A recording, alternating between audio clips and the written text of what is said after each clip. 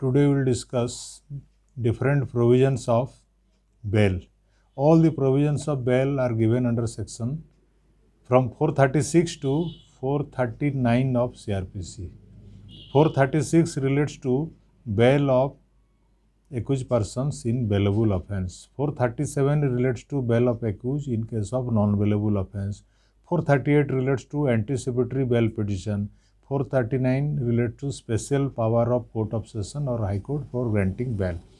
In all bail offences, different offences like bailable, those are categorized under section 436. If the offence is a bailable, magistrate will offer bail to the accused under 436 provision. So almost there is no chance that magistrate will reject. But remember one thing, bail is not a matter of right. It is a discretion of the court. Court has got full discretionary power. Even if in case of bail, if magistrate is having discretion to reject, he can reject. There is nobody can challenge that magistrate cannot reject a bail petition in case of bailable offence. So normally bails are given in bailable offences. That is given under section 436. You have to file a petition and normally magistrate should offer the bail under 436 provision. If the offence is non-bailable, for example, where punishment prescribed is 3 years or more, definitely it is a non-bailable offence. So at that time, after arrest of the accused, the police will transmit the accused or forward the accused to the court along with the case diary. At that time, the accused will file a bail petition under 437 CRPC if the offence is a non-bailable before the court. At that time, magistrate will consider the bail petition. If there is good merit or there are good points in deciding the accused to be released on bail, then definitely bail will be granted under 437 CRPC. If there are no good chances or good causes are there, magistrate may reject also. So it is the discretion of the court. Suppose in some cases one offence is bailable and another offence is non-bailable. So at that time it will be decided that the entire case will be treated just like a non-bailable offence. At that time you have to prepare a bail petition under provision 436 CRPC, treating that to be a non-bailable offence. Now we will come to another provision, very interesting provision. Before apprehension of the accused or before arrest of the accused, a person can also move bail. That type of bail is called anticipatory bail. That provision is given under section 438 of CRPC. 438 मतलब before कोई भी आदमी apprehend कर रहा है, जो arrest होने का चांस है, in relation to a non bailable offence. You have to remember one very important thing, the offence must be a non bailable. In case of a bailable offence you cannot move a anticipatory bail petition. कोई भी आदमी apprehend कर रहा है, उसका भय है कि अरेस्ट होने का चांस है in relation to any non bailable offence, at the time he can prepare a bail petition either before high court और before court of session. Both are having jurisdiction to entertain the anticipatory bail petition under 438 CRPC. So at that time, it will be decided, the case diary will be called up, at that time the court will decide. If there is chances to grant bail, then definitely bail will be granted. If there is no chance, bail may not be granted, bail may be refused, or accused may be directed to appear before the lower court and try his luck there. In this way, different types of order can be passed. So either this petition can be either filed before the court of session or before the concerned high court for granting a bail under provision 438, that is called anticipatory bail. Then coming to, once your bail petition is rejected, your case is a non-bailable offence, you have filed a petition under 437 CRPC in the lower court, it was rejected. What is the option? आपको क्या option है? अभी next option definitely you will prefer appeal in the upper court. What is the upper court? If your bail petition rejected in the SDGM court, definitely will prefer appeal before the court of session. So you have to file a petition under 439 CRPC definitely, because it is got special power to grant bail by the court of session. Suppose your case is a offence of, let us say, murder. You have moved a bail petition before the concerned session court and your bail petition is rejected. Then where will you prefer appeal? Where will you prefer the next bail petition? Definitely you go to high court. Again you have to file a petition under 439 before the concerned high court. Like this, you have to prefer this bail petition either before the court of session or before the high court under different aspects or different provisions of law. So these are different methods then of law. Then what are the points to be considered? bail में आपको क्या क्या points of consider किया जाता है bail में, bail grant करने में? First of all, magistrate will see whether there exists a prima facie case, whether the court will see that if the accused will be released, whether it will hamper the society, where if the accused is released, if justice is not given, if the accused is released, there is every possibility that he will commit similar type of offense in future also. If the accused is released, the society will be disturbed. Like this, many aspects are taken into consideration while granting bail. If prima facie there is no case, then definitely court will be inclined to grant you bail. If there is no case at all, definitely you will entitle for bail grant. So bail is never a right, it is a discretion of the magistrate or court.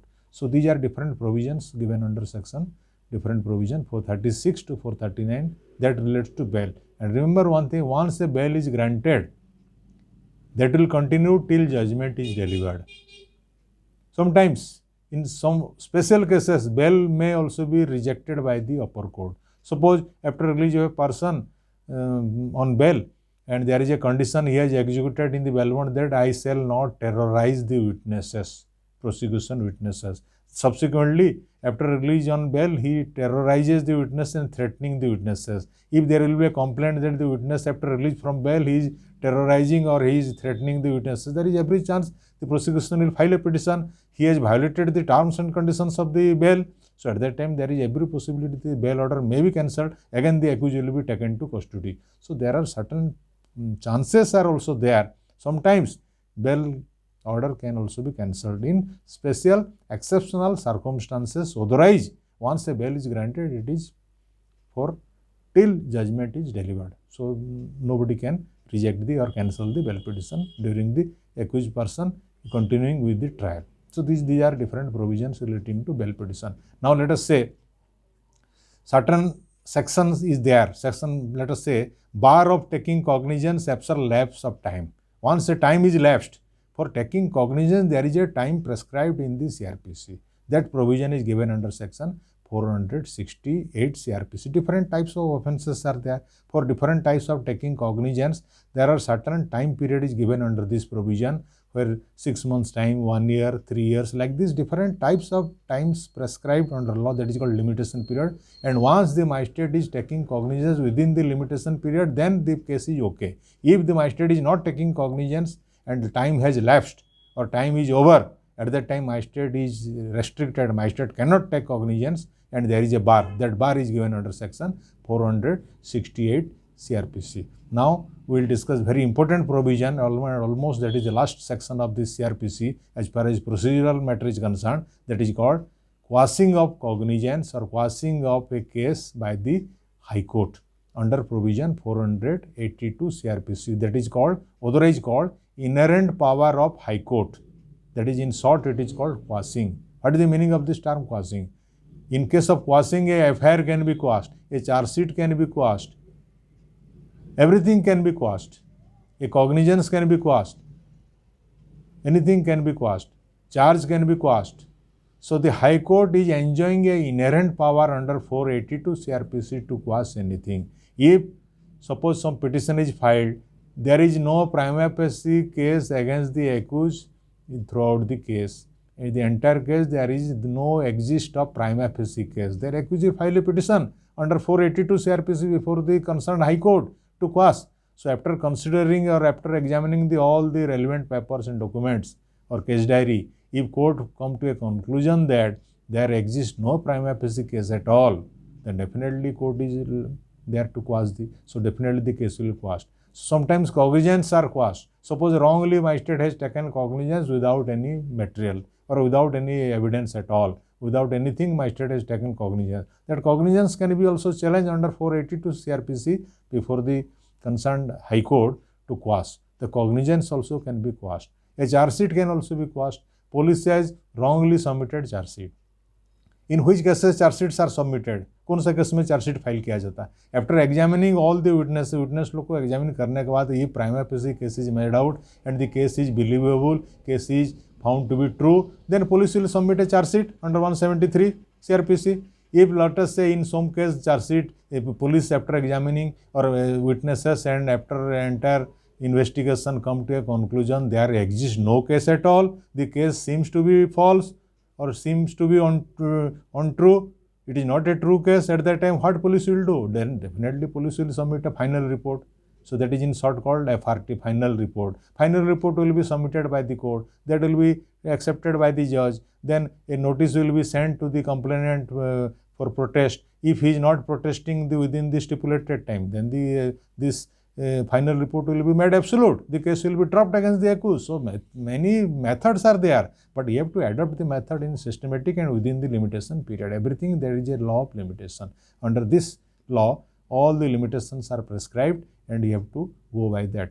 So different things can be cancelled, or different things, many things can be quashed under this provision. So this is a very extraordinary power given to only High Court. The lower court or the Court of Session or any other lower court are not enjoying this special status. That's why it is called inherent power of the High Court only. It is not relating to any Court of Session or any other court.